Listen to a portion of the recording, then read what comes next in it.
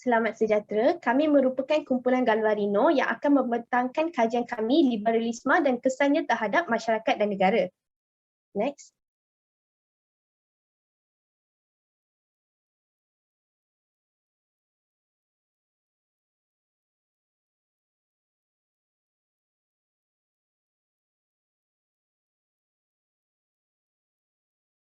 Liberalisme merupakan suatu kepercayaan yang meletakkan idea kebebasan sebagai prinsip tertinggi dan dominan dalam usaha untuk membebaskan manusia daripada sebarang kawalan dan menggantikan peranan agama dalam mengatur kehidupan individu dan masyarakat. Liberalisme dikembangkan melalui dua fasa iaitu liberalisme klasik dan moden. Yang moden menerangkan konsep kebebasan bahawa pemerintah maupun masyarakat tidak berhak mengalang segala tindakan individu kerana kehidupan peribadi adalah hak mutlak individu. Manakala yang klasik, kebebasan diberikan oleh Tuhan kepada manusia dalam menafsirkan ketetapan Tuhan dengan akal dan panca indera. Aliran Islam liberal merujuk kepada ciri kebebasan, rasional dan keterbukaan yang lebih daripada apa yang ada di dalam syariat Islam. Pada masa kini, liberalisme dilihat sebagai satu kejahatan dan boleh merosakkan akidah akibat ketaksuban kepada kebebasan yang melampau dalam agama. Oleh itu, kajian kami dijalankan bertujuan untuk mengkaji konsep liberalisme dan kesannya terhadap masyarakat dan negara. Next. Jadi kita sambung pula kepada latar belakang kajian. Dalam latar belakang kajian kita akan menerangkan secara umum mengapa kajian ini dilakukan. Jadi ideologi liberalisme di negara kita masih lagi kurang dipahami dari segi intelektual dan dibahas dalam segi ilmiah dalam kalangan masyarakat. Dan ini menyebabkan segelintir individu menunggang fahaman liberal demi kepentingan diri atas dasar hak kebebasan individu. Jadi apabila perkara ini berlaku, liberalisme dipahami secara literal dan menyebabkan percanggahan di antara budaya dan agama kita. Dan ini menyebabkan kekacauan dalam masyarakat. Jadi masyarakat harus diberi pendedahan tentang apa itu nilai liberalisme dan bagaimana membezakan liberalisme yang ilmiah dan juga liberalisme yang ekstrim. Jadi masyarakat juga harus tahu membendung fahaman budaya liberalisme yang ekstrim di negara kita ini. Next.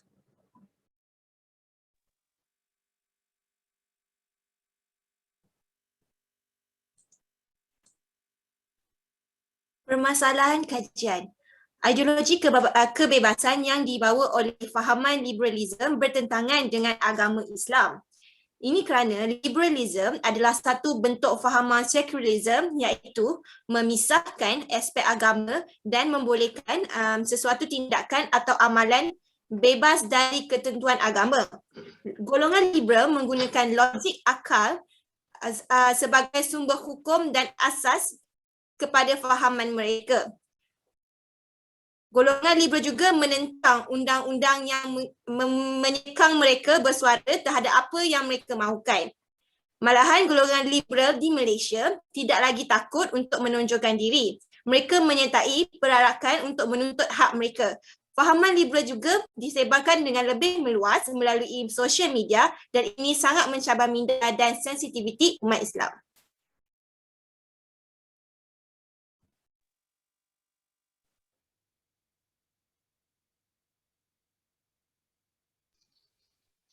Okey, seterusnya persoalan kajian. Kami telah membangunkan 4 persoalan bagi kajian ini iaitu yang pertama, apakah kesan fahaman liberalisme terhadap masyarakat dan negara? Yang kedua, apakah tahap kefahaman yang dipunyai oleh pelajar Universiti Putra Malaysia mengenai fahaman liberalisme? Dan yang ketiga, bagaimanakah tahap penerimaan fahaman liberalisme dalam kalangan pelajar Universiti Putra Malaysia? Dan yang terakhir, apakah langkah-langkah untuk mengawal penyebaran fahaman liberalisme di Malaysia? Next slide.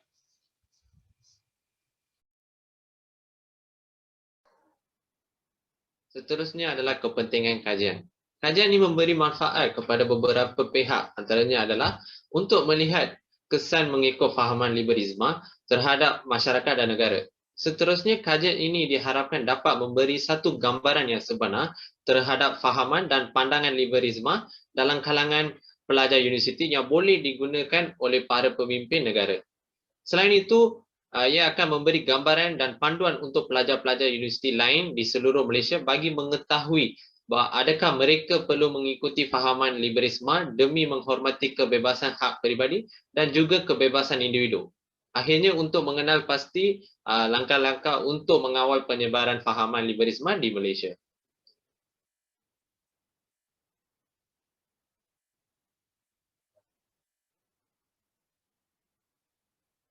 Seterusnya adalah kajian lepas. Berdasarkan beberapa kajian lepas, pengkaji mendapati bahawa kumpulan liberal adalah yang berhujah menggunakan hak-hak asasi manusia dan bukti penemuan saintifik sebagai ukuran dan orientasi untuk menolak segala penafsiran daripada agama sekiranya ia bertentangan dengan pemikiran mereka. Seterusnya, liberalisme adalah kritikan terhadap ajakan untuk mengetahui syariat sebagai dasar hukum. Kumpulan ini memiliki agenda untuk membebaskan manusia dari berbagai dominasi yang dianggap menjerat kebebasan ekspresi. Dan menurut Khalif Muammar, pendukung fahaman Islam liberal juga menolak autoriti agama dan menganut fahaman kebebasan untuk berijtihad oleh mana-mana individu mengenai apa jua bentuk permasalahan agama.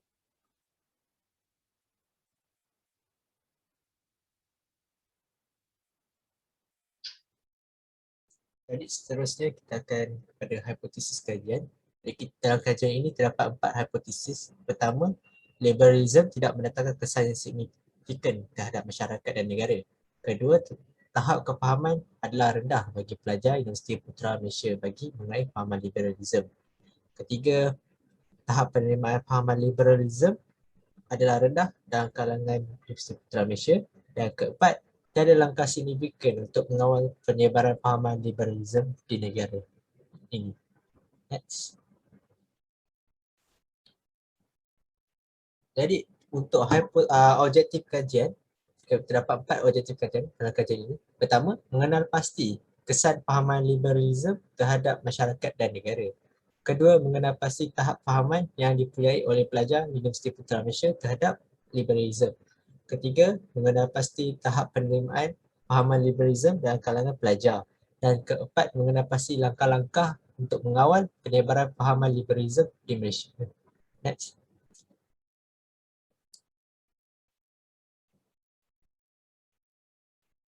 Seterusnya, metodologi kajian. Reka bentuk dan jenis kajian. Kajian ini merupakan kajian kuantitatif yang menggunakan kaedah survey iaitu Google Form. Populasi bagi kajian ini adalah pelajar Universiti Putra Malaysia iaitu sampel saiz seramai 30 orang informal.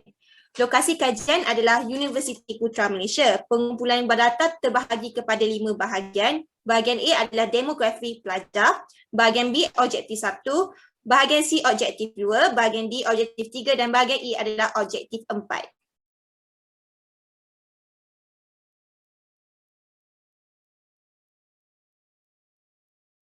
Jadi beralih pula pada demografi untuk kajian ini. So dalam kajian ini, bagi jantina, sebanyak 48.4% adalah lelaki manakala 51.6% adalah wanita. Untuk pecahan umur responden ini dalam lingkungan 20 hingga 31 tahun. Dan majoriti daripada responden merupakan berumur 23 tahun. Dan untuk pecahan etnik pula, sebanyak 67.7% adalah Melayu, 25.8% adalah India dan 6.5% adalah Cina. Dan untuk tempat asal responden, sebanyak 74.2% menetap di bandar manakala 25.8% menetap di luar bandar. Jadi responden ini terdiri daripada pelajar-pelajar Universiti Putra Malaysia. Next.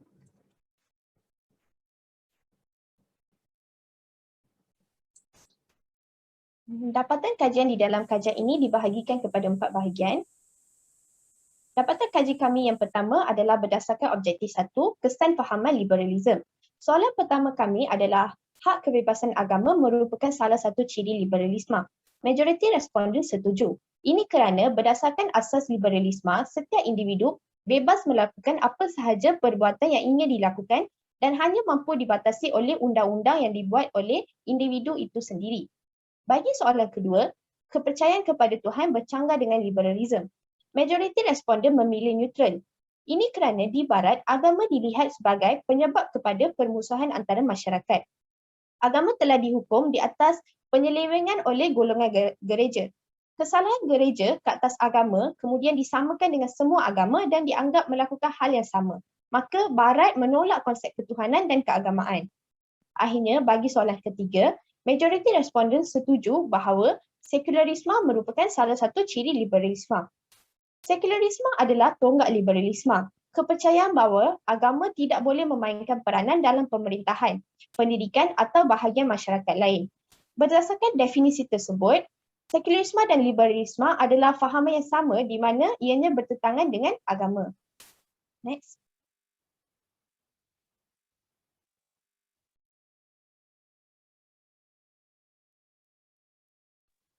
Menurut dapatan kajian berdasarkan objektif kedua, pekaji mendapati majoriti pelajar bersetuju terhadap soalan 1, iaitu liberalisme bercanggah dengan perlembagaan negara. Hal ini demikian kerana kebanyakan kandungan liberalisme adalah bercanggah dengan undang-undang syariah dan perlembagaan negara.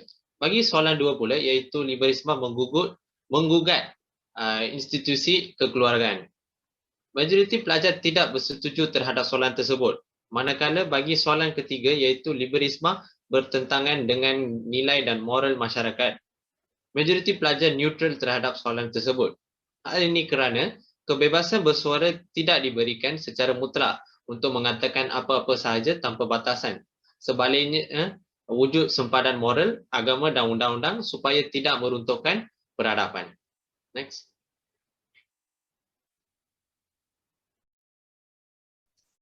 Hasil dapatan kajian daripada objektif 3, sebanyak 38.7% pelajar memberikan jawapan neutral dengan menjadikan Malaysia sebuah negara yang liberal. Ini menunjukkan bahawa pelajar Universiti Putra Malaysia tidak pasti bahawa Malaysia merupakan sebuah negara liberal atau tidak. Kerana fahaman liberalism bertentangan dengan agama Islam, iaitu agama rasmi bagi Malaysia. Seterusnya, bagi persoalan kedua, 41.9% memberikan jawapan neutral di mana kebebasan individu satu keutamaan berbanding keharmonian masyarakat. Di sini kita dapat lihat juga jawapan setuju dan tidak setuju kebebasan individu satu keutamaan berbanding keharmonian masyarakat mempunyai peratusan yang sama. Ini kerana pelajar yang menerima kebebasan berbanding keharmonian merasakan keharmonian masyarakat lebih penting dan juga sebaliknya. Seterusnya adalah persoalan yang ketiga, iaitu 35.5% pelajar Universiti Putra Malaysia bersetuju fahaman liberalism dan ajaran agama perlu diberi kepentingan yang sama rata.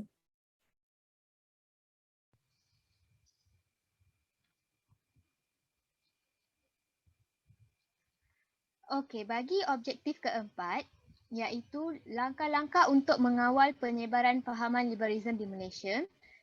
Tiga soalan telah diberikan kepada responden, iaitu yang pertama, pihak berkuasa perlu mengharamkan dan merampas bahan-bahan terbitan berunsurkan fahaman liberalism. Majoriti menjawab neutral kerana rampasan sahaja tidak mencukupi. Hal ini kerana terdapat juga unsur liberalism di dalam internet dan juga akhbar atau majalah. Soalan seterusnya ialah memperkasakan rangka undang-undang Mahkamah Syariah. Majoriti setuju dengan kenyataan ini kerana langkah ini kerana undang-undang yang ketat mampu mengurangkan atau mencegah fahaman liberalism melalui denda atau saman di mana individu akan takut untuk tidak melakukan penyebaran liberalism di Malaysia lagi. Soalan terakhir ialah memberikan didikan agama secara berkesan. Majoriti menjawab sangat setuju dan setuju kerana ajaran agama adalah didikan daripada kecil di mana akan diterapkan dalam diri mereka yang mana betul atau salah. Maka didikan agama adalah penting untuk pengawalan penyebaran liberalism. Next. Sebagai kesimpulan, objektif kajian kami adalah tercapai iaitu mengenal pasti kesan liberalism, mengenal pasti tahap fahaman liberalism, mengenal pasti tahap penerimaan fahaman liberalism dan mengenal pasti langkah-langkah untuk mengawal penyebaran liberalism. Masyarakat masih mempunyai fahaman liberalism yang kurang dan mereka perlu banyak penerapan tentang liberalism dan kesannya. Pihak tertentu perlulah mengambil tindakan yang sewajarnya dan undang-undang yang ketat perlu diperluaskan supaya tiada lagi penyokongan terhadap ilmu liberalism di Malaysia. Itu sahaja daripada kumpulan kami. Terima kasih.